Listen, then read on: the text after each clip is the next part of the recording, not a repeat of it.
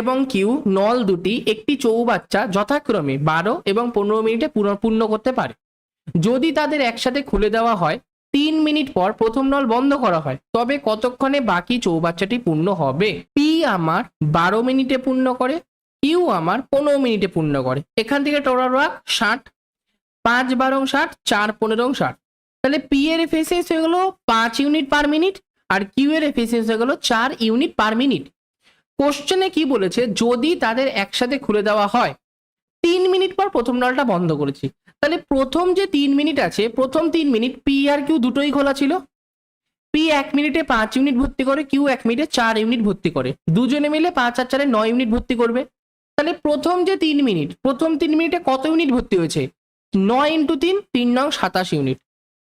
তাহলে প্রথম 3 মিনিটে 27 ইউনিট ভর্তি হয়েছে। তাহলে বাকি কত রয়েছে আমার? টোটাল আমার 60 ইউনিটের চৌবাচ্চা, তার মধ্যে 27 ইউনিট ভর্তি হয়ে গেছে। তাহলে বাকি 60 মাইনাস 27 মানে 33 ইউনিট বাকি রয়েছে। এইটা কে ভর্তি করবে?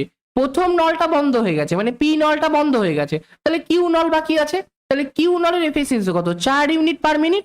তাহলে 33 ইউনিট ভর্তি করতে সময় লাগবে 33/4 মিনিট, মানে 4 8 32 আর 1 33, 8 পূর্ণ 1/4 মিনিট।